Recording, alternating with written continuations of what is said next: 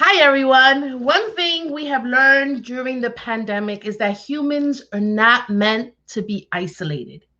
We've also learned that leaders have to lead differently. Well, according to our guest today, Eric Ray, organizations also have to be different. They have the opportunity to be heart centered. Today, we're joined by Eric Ray, a leadership coach and a facilitator. He'll share what it means to be heart centered, what leadership looks like with emerging leaders, and what he is learning in regards to humans and what they're truly longing for. Hello, everyone. Welcome to Coffee Time with Masterminds, a 30-minute conversation for and about leaders of mission based organizations. I am Cynthia Rojas, founder and principal of To Your Growth. Please take a minute if you are joining us to introduce yourself in the chat and let us know where you're joining from. And I want to introduce my co host, Rebecca Tuttle. Good Hi, morning, Rebecca. Cynthia. How are you? I'm good. I'm good. How are you? Very well, thank you. I'm Rebecca Tuttle. I'm the founder and principal of Grant Right Now and Grant Writing for Good. And this morning, Coffee Time is a two-person team because Peter Blakely, our co-host, is off saving the world from bad data collection. Actually, she's on vacation, taking some time to relax and rejuvenate, and we will be thinking of her today. That means we can talk about her. I don't know, she might comment in, so we have to be careful. That's true. That's true. Today we're gonna have a great conversation. Eric Ray is founder of Potent Perspective Coaching and is a certified leadership coach. He also works with both emerging and experienced leaders. He also founded the Black Obsidian Men's Group, which is a healing experience for Black and Brown men. I can't wait to have this conversation because if you know me, you know my three favorite topics: leadership, organizations, and relationships. So let's welcome Eric Ray. Hey, how are you? I'm doing great. Good morning. How are you? Good, good. Good morning, Eric. Welcome. Good morning. Thank you for having me. All right, well, let's get started. Rebecca, Yeah. you want to start us off?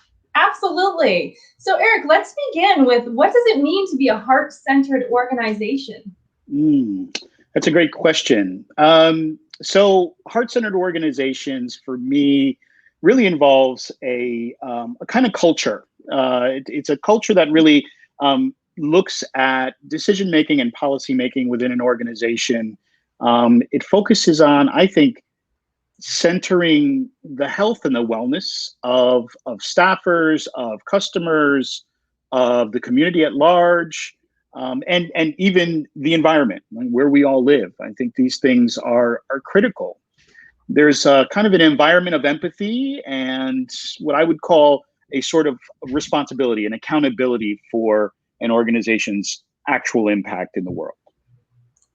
That's great. We talk a lot about accountability on our show. Now, you're pretty clear that this is the path nonprofits need to go towards.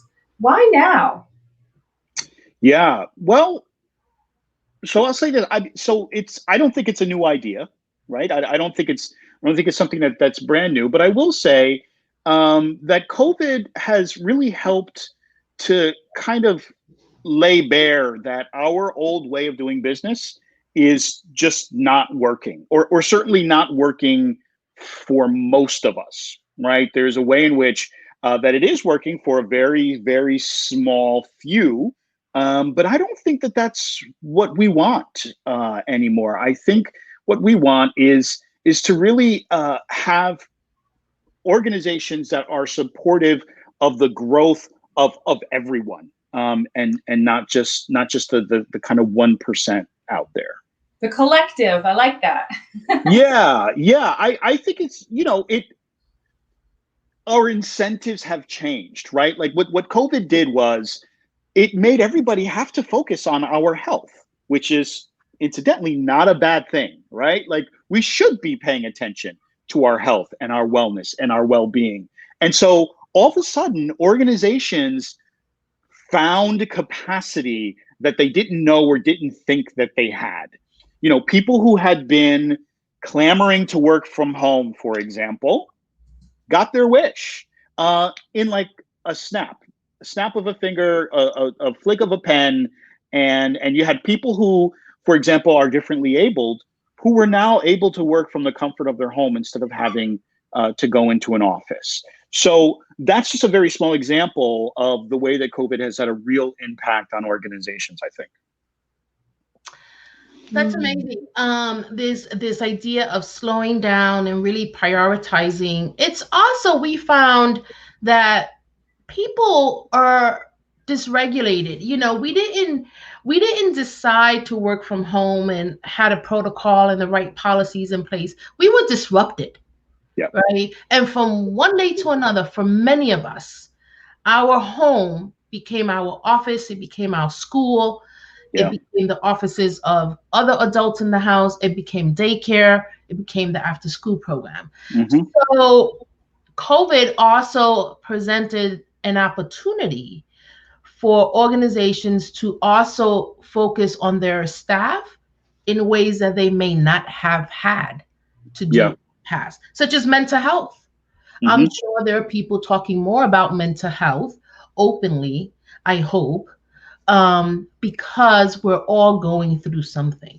Yeah, yeah, I think you're right, Cynthia. I think there has been a sort of there's, to me, I think of it as kind of an awakening, a collective awakening. Where, so for example, we were talking about relationships, right? And so one of the things that these screens have done for us is, on one side of the coin, yes, we're separated. We don't have this kind of face-to-face contact anymore. But on the other side of the coin, we're sort of like transported right into people's homes. Yeah. So I can't tell you how many calls I've been on where I see people's dogs or people's children or people's cats or people's kitchen or something, you know, like things that I would never ever have access to, and all of a sudden that person becomes more of a human being. Yes. Right. Even though we're separated by this screen, I actually have much more access to my colleagues in terms of the fullness of their life versus just the sort of manicured version of them that I get to see in the office. Oh, I love that. The manicure. You know what's funny is I was talking to a colleague this week and she said, you know, having all these Zoom calls and all these conference calls forces me to get up early, get myself dressed, and make my bed every day because you want to have a nice ambiance, you know, Right. you. And it's true. But they say when you get up and prepare for the day, you have a better day. What do you agree, Eric? What do you think about that? Yeah, you know, that's a sort of that's an interesting thing. I do agree, actually. There's this I'm gonna forget. There's a term for it, but I can't think of it right now. But it's this concept of like the first thing you do in the morning is make your bed. And the reason that works is because you accomplish something the moment you get out of bed. It is a way of creating organization and order in your life, and having that accomplishment, no matter how small, kind of primes you for the day. It gets you going. It's almost kind of like a meditation, in a sense. So yeah, there's definitely some truth to that. And if you talk to high achievers, many of them will tell you that make your bed every morning, first thing, and that's a thing.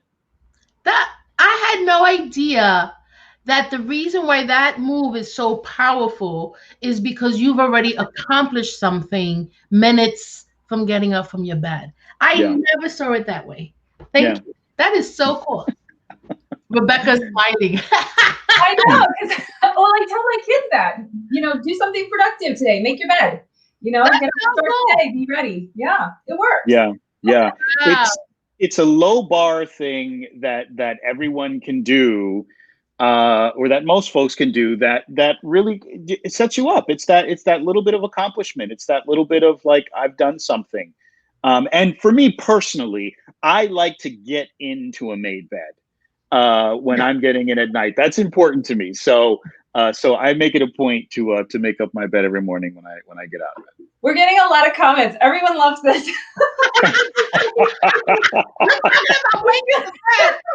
off the internet. Yeah. Make your bed in the morning. It matters. Eric, you changed America. I know Cynthia has some questions for you, Eric, so we can move on if you want to. One thing Sure. that you're also doing is you are a leadership coach and you work with both emerging and experienced leaders. Here on the show, we talk a lot about how leaders have had to change in the midst of this crazy global pandemic. And I often find myself expressing empathy for people who are new to leadership during a pandemic because that's so unfair. Mm. And I mean, like, leadership isn't hard enough. Now we're going to throw a pandemic and you're not going to like meet your staff face to face. Right. And you're working with emerging leaders. What are you finding? Yeah. To be the difference, or do you have hope? Do you share the same empathy? Tell us what's going on. Yeah. I actually, Cynthia, I'll be frank, I'm actually really excited for new leaders. It's so here's what I think. Honestly, I think new leaders, or at least the new leaders that I'm working with, seem to be unencumbered by tradition, I'll say, right? There's a way in which new leaders are able to really have this amazing opportunity to kind of forge a new way of being in the midst of what is really an unprecedented time to be in business, to be alive in the world, really. We haven't experienced something like this since the 1920s or something, maybe even older. And so it's a chance really for new leaders to sort of think about a new way of being. They're having an opportunity to learn about their organization's ability to respond, their organization's ability to be nimble, or on the other hand, not so nimble, and what that actually means for them and their leadership style and how they want to carry or lead their business into the future. So I think this actually represents an unbelievable opportunity that I don't know that you can get this kind of lesson in any business school. Yeah, that's the truth. And every book written on crisis management does not include a global pandemic that meant 5 other crises to follow, and the fact that everybody on every level of an organization has been impacted by this. Yeah. No, there's not a book yet about that. Yet. Well, we'll have to write one. Yeah, Coffee Time is looking to write a book, so maybe that's our topic. But I'm hopeful. I'm really hopeful. I'm going to turn it to Rebecca because I see some comments, and we want to engage our viewers. Excellent. Hayat, I hope I'm pronouncing your name correctly. She says, very true. Leaders are the ones who find something good in this tough time and even find a new business channels and new opportunities. Absolutely. Yeah. I don't know if you want to respond to that, Eric. Yeah, absolutely. So one of the things that I do, I'm also an entrepreneur. I run my coaching practice, but I also have a soup company. And we've had to think very differently about how we do business. And the guest there is 100% right. There has been this call for creativity to kind of think differently about how things are going to unfold and what things are going to work and what things won't. So it really does represent a great opportunity. And honestly, this is the thing that real leadership is made of, right? Mm-hmm. Like it's this sort of adaptive leadership. We're going to take what's given and we're going to use it and we're going to make the best out of it. And that is, that's like leadership 101 and it's critical. Yeah. And so hard to do. It's hard to do because this pandemic has impacted us in ways we could never have imagined. Yeah. And everything that followed thereafter. Mm-hmm.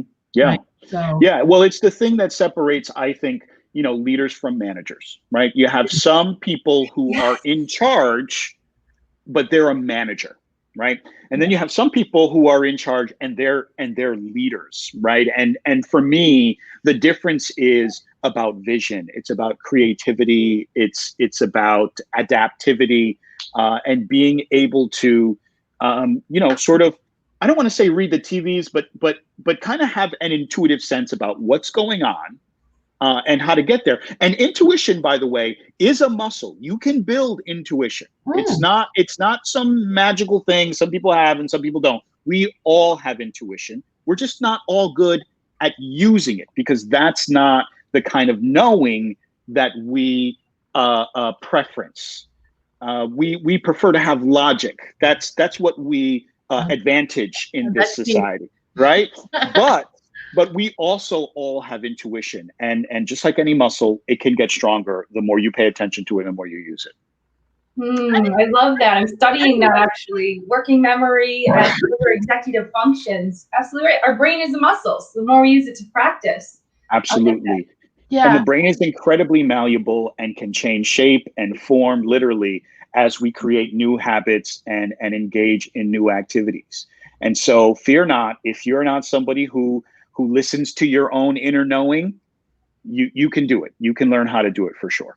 I didn't know that. I didn't know that was muscle. I thought we are who we are, and I'm one of these people who wants logic and that uses logic. And as a researcher, I'm trained that you have to investigate your facts with 3 citations. So when somebody tells me something, I go to look and find 3 places that are saying the same thing. Sure. Right. Yeah. So, but now, okay, so now I have to exercise my intuition too, huh? Well, there's a space for everybody. There's a space for everybody, Cynthia, and we need folks who are gonna have logic and have the 3 citations, but we also need people who are going to be able to kind of look inside and kind of have a sense for how do we what would be the right sort of nuanced way to traverse this road.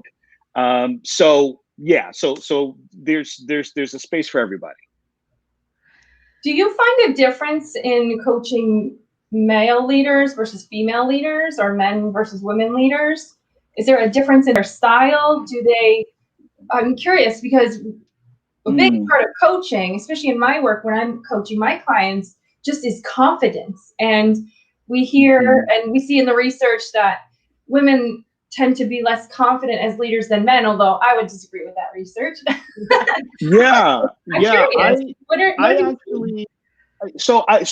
I can only speak from my experience, right? And I've seen that research too, and I understand why that research exists. And I actually don't necessarily disagree with the research, but my personal experience has been a little different. And I guess I should say that as a coach, I'm taking everybody as an individual, right? So even now, as I'm talking to you, it's difficult for me to sort of think across the various people I've coached and say, like, okay, well, were the men more confident? Were the women more confident? That answer is hard to say. I think there is a difference in the way that I've experienced men approaching work and women approaching work.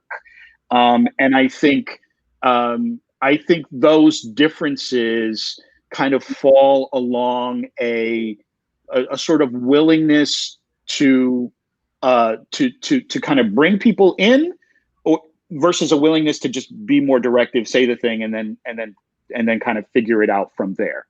That, I guess, sort of breaks down along gender lines, but I think that's actually got much more to do with socialization, the way that men and women are socialized differently versus a sort of internal, innate difference of style, right? I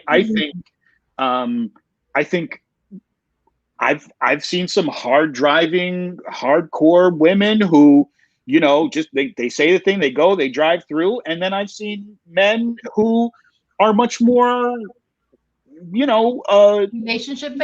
relationship based and building. I'm one of those guys. That's kind of like my work. I sort of build relationships. That's part of the coaching experience. So it's difficult to draw a line across, but I will say there is a powerful impact on the socialization of people, and that shows up for sure in their work style. That's interesting. That's interesting. That is. I think Myra has a comment. Yes, and it's a little long, so I'm just going to read it off the screen because it will cover all of us. Myra says, as a leader that leads 2 teams of counselors and clinicians, I try and create new ways of training to incorporate at least one fun thing in our meetings. What are other activities I can give them to do on their own when I am not available to them? And then she further says, knowing my teams on a deeper level allows her to recognize if she's going to say something that will trigger them. What do you suggest she can do when a member does not want to share as much? Oh, yeah. Can I answer the first one, Eric?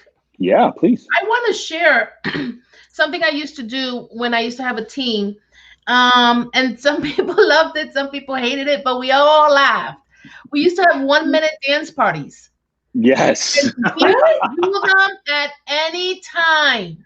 Like literally, we could be in the middle of a team meeting and somebody said, all right, let's get up and do a 1-minute dance party. And we would just get going. And if that person was really clever, they were on their phone and they're ready to play some music. And then it was really fun. But it was you never told us this, Cynthia. Why haven't we done this on coffee time? I know, we should. It was always a minute. Everyone had to do it, and it was meant to be fun. And so, you always have people who roll their eyes, but we always laughed at the end. We always laughed. So Myra, Myra said, yes, I do that. I know, that's awesome, Myra. I love this. Yeah. That's so cool. Okay, and then her second comment or question, I don't I'll bring it up here. Okay. So she's asking you, Eric, what do you suggest she can do when a member does not want to share as much? Yeah.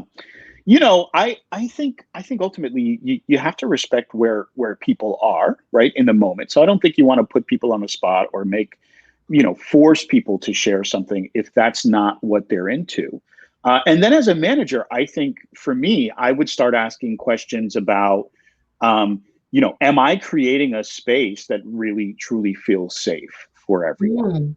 And what may be happening, like when I'm not in the room, or is there a kind of connection? Like you may have an employee who feels really comfortable with you, but maybe doesn't feel so comfortable with some of their other colleagues. And so that creates an environment where people don't have a kind of psychological safety to share. So that may be something to consider or to think about as you encounter people who are less forthcoming with what's going on. Yeah, I like that. You can also have a one-on-one and really get to understand the other person's perspective. And you're right, Eric, this person could just simply have really strong boundaries around work and coworkers. And it could be that simple, right? Yep. Which is okay. Yeah, which is fine. And so boundaries are important. Yeah. One of the things I wanted to make sure to mention, because you're learning a lot doing this work, and I almost called you a relationship builder. So I totally see you as a relationship builder. I'll take that, sure. Yeah. You founded the Black Obsidian Men's Group. Yes. And you were telling me the other day about what you're learning, especially what human beings are longing for. Tell us again. Tell us now. Tell the world. Yeah. I think particularly in times of COVID and this sort of in the era of social distancing and screens and this kind of thing, I think people are really longing for connection. People are longing for relationship and a sense of belonging. I think that's always been a fundamental need for human beings, a real sense of belonging and connection with one another. We're social beings. We don't do it by ourselves. Anyone who tells you that they did it by themselves is lying to you. We need each other. We belong to each other. That's the truth. And what I've discovered with Black Obsidian is the degree to which this kind of connection, particularly between men, is not. There aren't very many spaces built specifically for that kind of connection. The space that I created is an affinity space, so it's specifically for people who identify as Black and people who identify as men. We try to be open in that regard. So, sexual orientation doesn't matter. We're welcoming for trans men.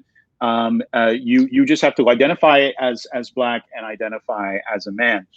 And so what I've found is, given this space, given this, safe space for men to come together, the conversations that we've had have been just incredible. I in my wildest dreams, I couldn't have imagined the sorts of things we talk about and the way that the men have really grown to care for each other, in very open and honest ways. And wow. It took very, very little prompting on my part.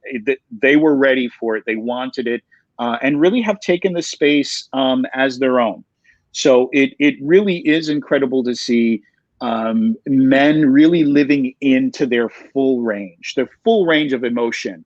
We're typically relegated to like one or two. We get anger, we get humorous, kind of funny, maybe a little bit of playful, but that's like really it. There's not much room for sadness for men. There's not much room. There's almost no room for vulnerability for men. We can't cry in public, otherwise we're not man enough. All kinds of stuff. And this is a space where we can put that baggage down and really inhabit a fuller sense of ourselves, which I have to say has been incredible to be a part of. That's awesome. That's awesome. And we see it with leaders also, right? This isolation. It's what you just said. The isolation goes against our genetic makeup. And Mm-hmm. leaders today are talking about feeling more and more isolated every day. Not only is it lonely at the top, but there's also this shame that comes Mm-hmm. with not knowing what to do. Yes. Right? And oh my goodness, I just had this conversation with somebody about 3 days ago. Yeah, sorry to cut you off, but yes. No. But to have so I'll let you expand on that. But to be so vulnerable, right? It is the reason why we started this show. We don't have the answers either, but we felt that if we came together and shared the little bit we do know, or the little bit of that we're trying, together we can get through this. Yeah. There's, Cynthia, there's a delicate balance, right? This is what it is, because, and I see it in myself. I want my leader to instill a sense of confidence in me that minimally they know what they're doing. Right. That's what I want that. And I see it in myself. There is no room for figuring things out or like, let's try this or try that. Like, I want you to know as a leader. But the reality is that like who knows? We're all just figuring this out, similar to what you just said. And so there's this balance, I think, that is really potent and really powerful for leaders as they are sort of working through a decision to be able to pull back the curtain just a little bit to say, like, I'm a human, I'm trying to figure things out. But not so far back that they get to see all the sausage being made, right? Like I don't want to see all of the dirty, crazy ideas, being tossed on the wall to see what sticks. But I do appreciate a leader who can let me know that they're also struggling through this in the same way that I am.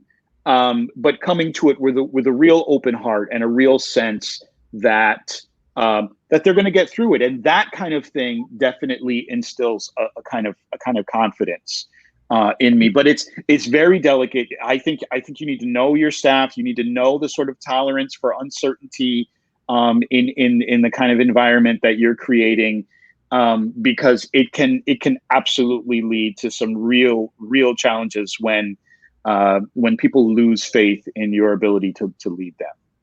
Yeah, I can see that. What a great conversation. We are at our 30-minute mark, but I want to check with Rebecca. Comments, questions? We're getting a lot of comments. We can't touch on all of them today because we're running close to the end of time. But Eric, if our viewers wanted to reach you, is the email on the screen here the best way they could get in touch? Should we share your web address? What is the best way for them to connect? Yeah. Either way, the email gets right to me. It comes right to my inbox. Otherwise, I can be reached at www.potentperspective.com. And for anyone interested in the men's group, it's Black Obsidian, www.blackobsidianhealing.com. Awesome. Yep, we will put that in the comments. In the meantime, we are going to wrap up really quickly, Eric. We started this conversation with organizations can be heart-centered. We ended it with this beautiful description of leadership and relationships and healing. What can an organization do right now to begin its pathway into becoming heart-centered or becoming more heart-centered? Yeah, that's good. There's two quick things I'll say. One is I actually think coaching is critical. I think every person should have a coach, and I'm not saying that just because I'm a coach. I agree. But as a coach, I have my own coach. I believe in it. I think it works. And so I think leaders, if you don't have a coach, get one. Do it now. Do it today. The second thing I think is very simple, very elemental. Listen. Listen. Talk to your staff. Bring them together. See what they need. See what they really need. You've got to have a level of trust because they may not tell you right up front what it is. But listen to your staff. There's tons of wisdom floating out there. Listen to them. Yeah, we are way over time and we could be talking about this forever. But this shows you that there's still a lot to talk about in terms of structural care and self-care. And we will continue the conversation on Coffee Time with Masterminds. We thank you for coming on the show, for listening, for all your comments. Every time we talk about care, we get lots of interaction. We're on to something. Eric, people need to care for themselves and to care for each other. Thank you, Eric. Thank you, Rebecca. And we'll see you next week on Coffee Time with Masterminds. Bye. Bye-bye. Thank you.